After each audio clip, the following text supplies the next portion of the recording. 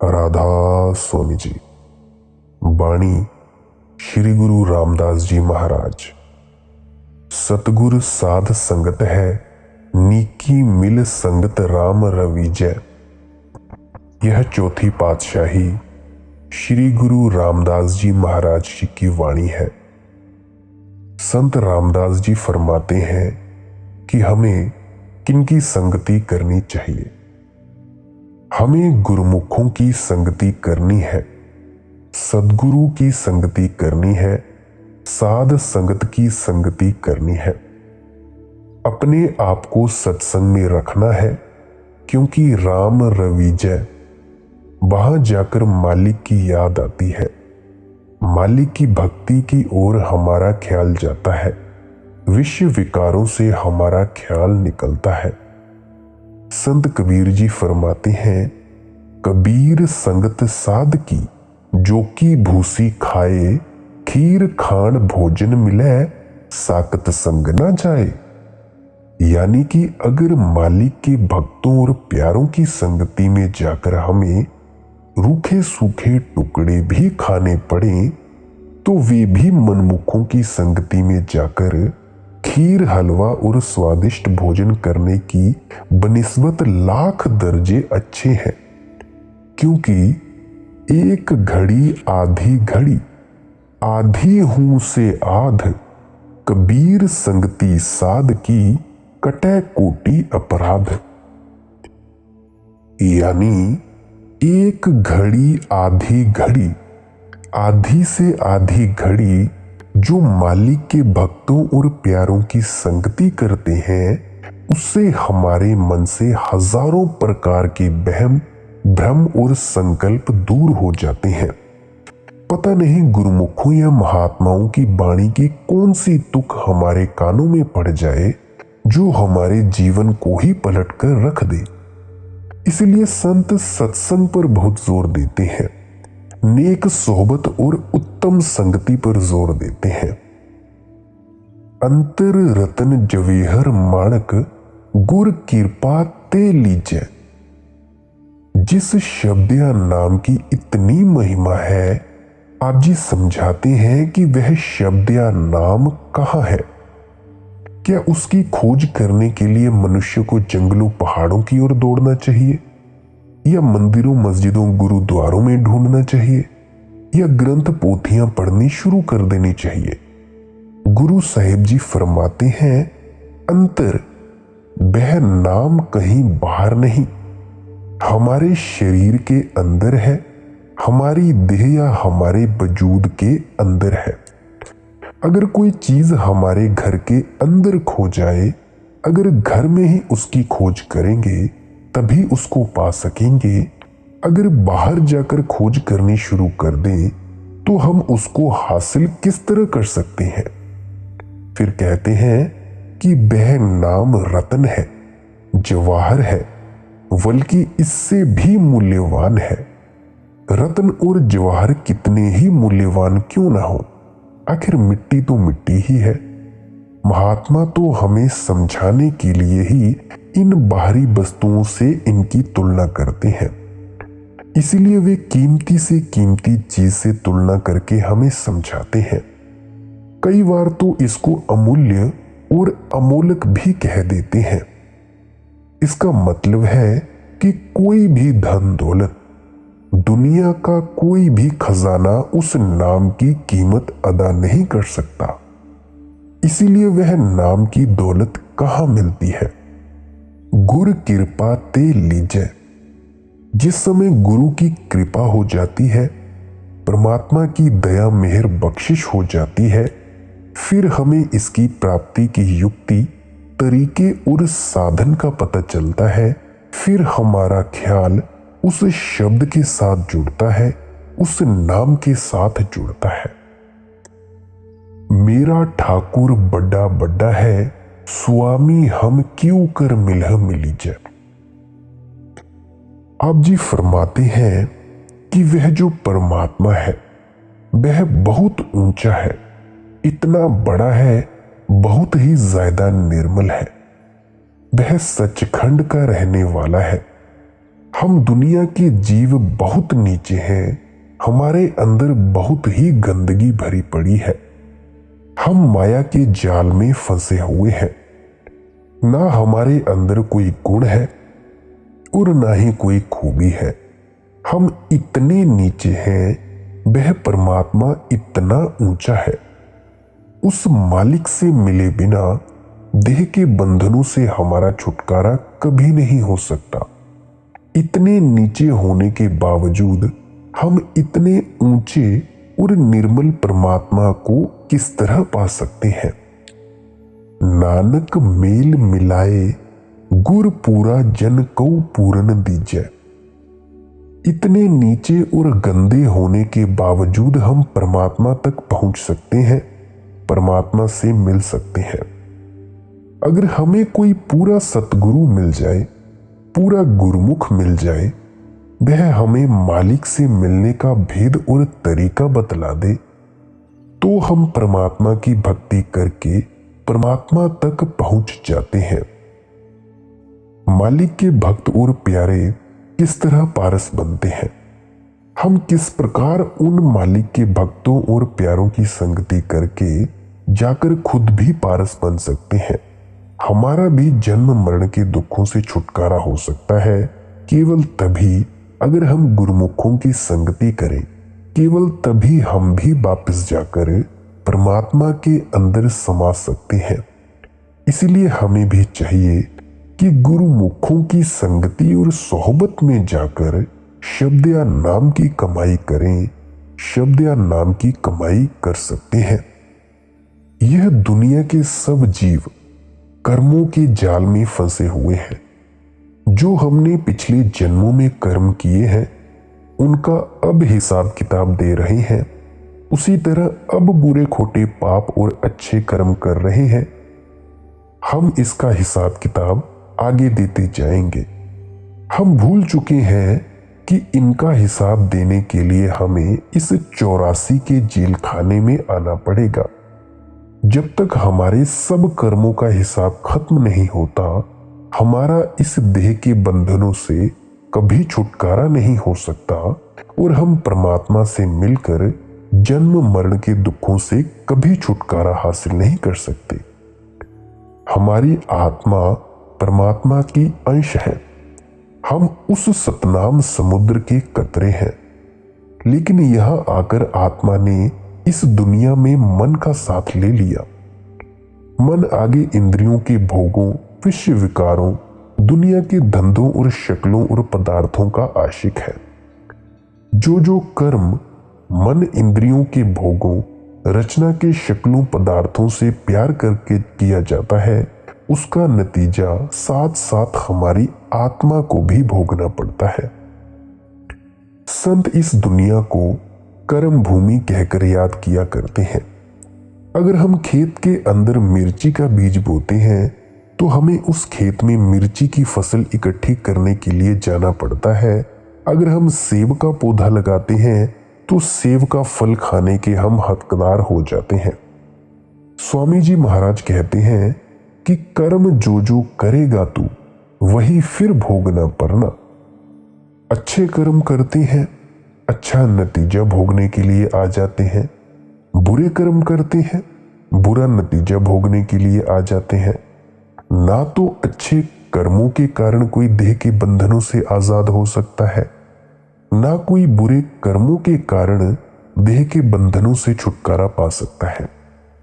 अगर नेक कर्म करते हैं, राजा महाराजा बन जाते हैं, कौमों मजहबों की हुकूमतें लेकर आ जाते हैं, लोहे की जंजीरें उतर जाती हैं, सोने की बेड़ियां पड़ जाती हैं। ज्यादा से ज्यादा हम स्वर्गों और बैकुंठों तक चले जाते हैं। ये भी भोग योनियां हैं जिनके बाद फिर हमें इस 84 के जेल खाने में वापस आना पड़ता है। अगर बुरे कर्म करते हैं फिर तो नरक और 84 तैयार ही रहते हैं। क्या राजा क्या प्रजा, क्या अमीर क्या गरीब, क्या औरत क्या आदमी, दुनिया के सब जीव इस जगह आकर अपने अपने कर्मों का हिसाब किताब दे रहे हैं। यह भी पता है कि जहां भी जाकर हम जन्म लेते हैं उसी जामे में बैठकर हमें दुख और मुसीबतें सहनी पड़ती हैं। किसी भी जामे में जाकर कभी सुख हासिल हम प्राप्त नहीं कर सकते, शांति प्राप्त नहीं कर सकते। जब इंसान के जामे में हमारी यह दुर्दशा और हालत हो रही है, तो नीचे के जामों में जाकर हमें जो जो दुख और मुसीबतें भोगनी पड़ी हैं, रूह कांपती है। कभी सोचा ही नहीं जा सकता, कभी बयान ही नहीं किया जा सकता कि हमने अपने पिछले जामों में, जो निचले जामे हैं, उनमें क्या क्या भोगा है। जब तक सब कर्मों का सिलसिला खत्म नहीं होता, तब तक हम जन्म मरण के दुखों से छुटकारा किस तरह हासिल कर सकते हैं। अब देखें, हमारे 3 तरह के कर्म हैं। अब इसको ध्यान से समझना कि एक तो है प्रारब्ध कर्म, जो पिछले जन्मों के किए हुए हैं और जिन्हें अब शरीर में बैठकर भोग रहे हैं। दूसरी तरह के कर्म है क्रियामान कर्म, जो अब नए कर्म किए जा रहे हैं और जो आगे जाकर हमारा प्रारब्ध बन जाएंगे। तीसरे कर्म है संचित कर्म, जो पिछले जन्मों के कर्म बिना भोगे आहिस्ता आहिस्ता इकट्ठे होते चले जा रहे हैं, जिनका एक बड़ा सा भंडार बन जाता है। वे इकट्ठे हो जाते हैं, वे अभी भोगे नहीं गए, उनको भोगना अभी बाकी है, पता नहीं कौन से जन्म में भोगेंगे। ये कर्म है संचित कर्म। फिर से दोहराता हूं, पहले प्रारब्ध कर्म, दूसरे क्रियामान कर्म और तीसरे संचित कर्म। आप सोचें, अगर एक जामे में किसी ने 1000 बकरियों का गला काटा है, 1000 मुर्गियों का गला काटा है, अगर वह अगले जन्म में 150-200 बकरियों के गले काटने का हिसाब दे सकेगा, तो वाकई जितने भी उसके कर्मों का सिलसिला है, वह कर्मों के स्टोर या संचित कर्मों में जमा हो जाता है। इसलिए जब तक इन तीनों तरह के कर्मों का हिसाब खत्म नहीं होता, हमारी आत्मा कभी निर्मल नहीं हो सकती, पवित्र नहीं हो सकती। इसलिए हमें तीनों तरह के कर्मों का हिसाब खत्म करना है। इन सब कर्मों का संबंध हमारे मन से है। हमारे मन और आत्मा की गांठ बंधी हुई है, जुड़े हैं दोनों आपस में। हमारी आत्मा ने मन का साथ लिया हुआ है। इसलिए जब तक मन कर्मों के जाल में फंसा हुआ है, तब तक आत्मा को इन कर्मों के कारण इस 84 के जेल खाने में आकर दुखी होना पड़ता है। जब संत महात्मा देखते हैं कि हम दुनिया के जीव कर्मों के जाल में फंसकर मन के अधीन होकर इस संसार में आकर बड़े दुखी हो रहे हैं, बड़े तड़प रहे हैं, तो वे हम पर दया मेहर बख्शिश करते हैं। या यूं कह लो कि वह परमात्मा खुद इंसान का जामा धारण करके हमें दुखों के जाल में से निकालने के लिए दुनिया में आ जाता है। स्वामी जी महाराज कहते हैं, राधा स्वामी धरा नर रूप जगत में गुरु होए जीव चिताए। यानी कि वह जो कुल मालिक है, इंसान के जामे में आकर हमारे अंदर अपनी भक्ति, अपना प्यार पैदा करता है। वह गुरु के रूप में हमें मालिक की भक्ति में लगाता है और फिर हमें वापस जाकर उस परमात्मा से मिला देता है। बुल्ले शाह जी ने कहा था, मौला आदमी बन गया। यानी वह परमात्मा इंसान के जामे में दुनिया में आकर हमें यहां से निकालकर अपने साथ मिलाता है। या यूं कह लो कि हमें यहां से निकालने के लिए अपने प्यारे पुत्र दुनिया में भेज देता है। उन संत महात्माओं के जरिए हमारे अंदर मालिक से मिलने का शौक और प्यार पैदा करने के लिए हमें मालिक की भक्ति करने का तरीका और साधन समझाने के लिए भेज देता है, ताकि हम उनके बताए हुए उपदेश पर चलकर मालिक की भक्ति करके इन कर्मों के सिलसिले को खत्म कर सकें और वापस जाकर उस परमात्मा में मिल सकें। वे संत महात्मा यहां आकर भी उस परमात्मा से मिले हुए होते हैं। उनमें और परमात्मा में कोई भिन्न भेद नहीं होता। गुरु घर ने समझाया था, गुर परमेश्वर एको जान।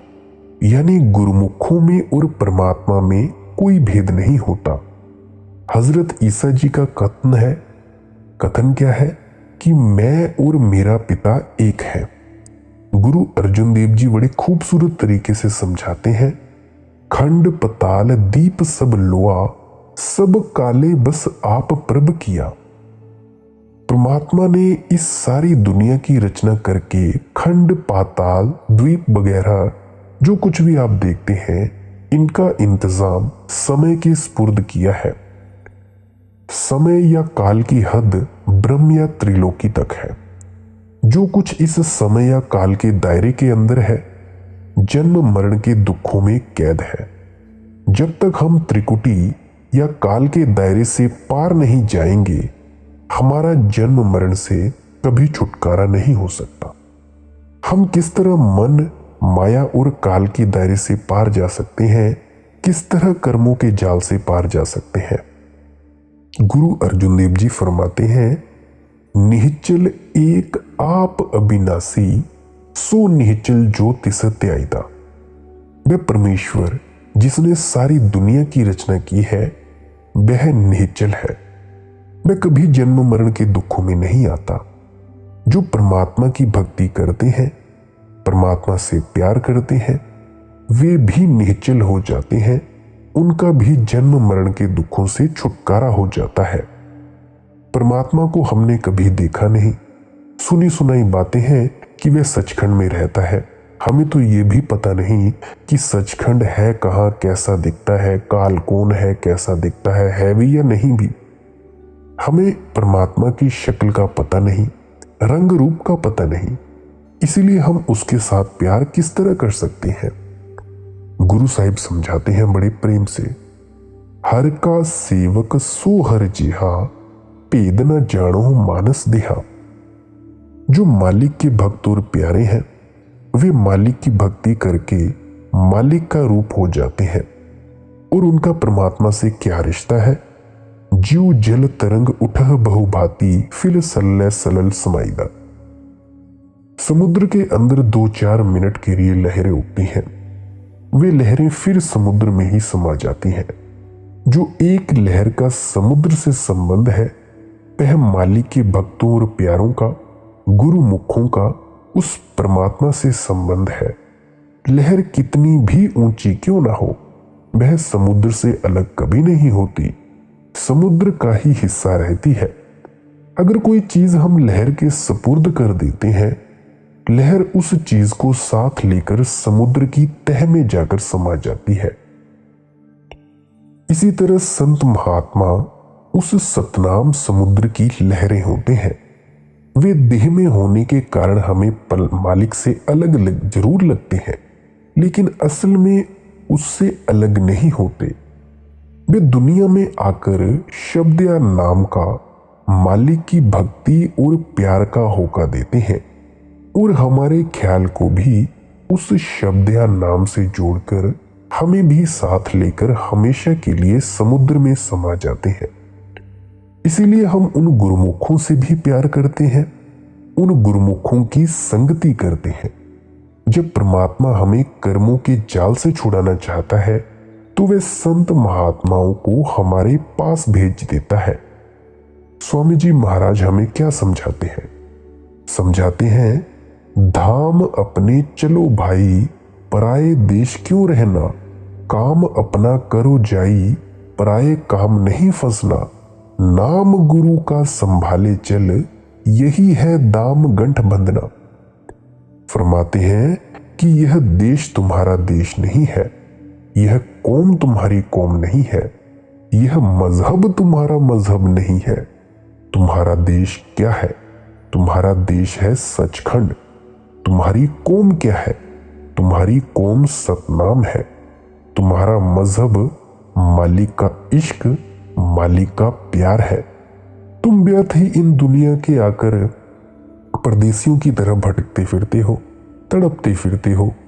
यहां से अपने घर वापस जाओ, अपने असल की खोज करो, अपने असल से मिलने की कोशिश करो। तुम यहां पराये धंधों में सारी उम्र फंसे रहते हो। अब पराये धंधे कौन से हैं? बेटे बेटियों के कामकाज, कौमों मजहबों मुल्कों की मान बढ़ाई, धन दौलत के कामकाज। मैं ये नहीं कहता कि ये सब मत करो, बट इसके बीच में और परमार्थ के बीच में एक बैलेंस बनाओ। उस मालिक की भक्ति के अलावा हम देह में बैठकर जो भी धंधे करते हैं, जो भी कार्य करते हैं, स्वामी जी महाराज इन सबको पराये धंधे कहते हैं। फरमाते हैं कि यह इंसान का जामा मालिक ने तुम्हें पराये धंधे करने के लिए नहीं बख्शा, तुम्हें पराये काम करने के लिए नहीं बख्शा, तुम्हें अपने काम करने के लिए बख्शा है। अब अपना काम कौन सा है? अपना काम है जो देह के बंधनों से आजाद करता है, जो हमें वापस जाकर उस परमात्मा से मिलाता है। वह क्या काम है? नाम गुरु का संभाले चल, यही है दाम गंठ बंधना। उन गुरुमुखों के पास जाकर मालिक की भक्ति करो, सुरत शब्द का अभ्यास करो, शब्द या नाम की कमाई करो। यह तुम्हारा असली काम है, तुम्हारा असली तोशा है। इस दौलत को हासिल करके दुनिया में जिंदगी के भी 4 दिन सुख और शांति से काट जाओगे और इसे पल्ले बांधकर दुनिया में से साथ ले जाओगे। बाकी जो मर्जी दुनिया के अंदर धन दौलत या जमीन जायदादें इकट्ठी कर लो, बेटे बेटियों का प्यार इकट्ठा कर लो, कौमों मजहबों की मान बढ़ाई इकट्ठी कर लो, किसी ने तुम्हारा साथ नहीं देना है। गुरु अर्जुन देव जी बड़े प्रेम से समझाते हैं, संत जनों मिल भाइयों सच्चा नाम संभाल, तोसा बंधु जीव का इथै उथै नाल। यानी मालिक के भक्तों और प्यारों के पास जाकर सच्चे शब्द की कमाई करो, सच्चे नाम की कमाई करो, जो यहां भी तुम्हारे साथ होगी और मौत के बाद भी तुम्हारे साथ ही जाएगी। जो चीजें यहां तुम्हारे साथ हैं, वे लोग यही तुमसे जबरदस्ती छीन लेंगे। मौत के बाद ये तुम्हारे साथ कहां जाएंगे? अगर तुमने कोई चेन सोने की, कोई अंगूठी भी पहनी होगी तो वो भी तुमसे छीन ली जाएगी। गुरु नानक देव जी कहते हैं, बिन नावे को संग न साथी, मुक्ते नाम त्यावण्या। अच्छी तरह से सोच विचार करो और अपने मन में बिठाओ, नाम की कमाई के बगैर कोई चीज तुम्हारे साथ नहीं जाएगी। जब भी मुक्ति प्राप्त करोगे, केवल शब्द या नाम की कमाई से ही प्राप्त करोगे। संत महात्मा हमें एक युक्ति समझाते हैं, तरीका समझाते हैं कि किस तरह इस रचना में से अपना मोह या प्यार निकालना है और फिर वापस जाकर उस परमात्मा से प्यार करना है। वे समझाते हैं कि हमारे शरीर में रूह और मन की जगह वह हरेक की आंखों के पीछे है। हमारा मन दोनों आंखों के पीछे से उतरकर 9 द्वारों के जरिए सारी दुनिया में फैलता है और इसी ख्याल को इकट्ठा करके वापस लाना है और अपनी सूरत को उस शब्द के साथ जोड़ना है, तभी हमारा पार उतारा हो सकता है। राधा स्वामी जी।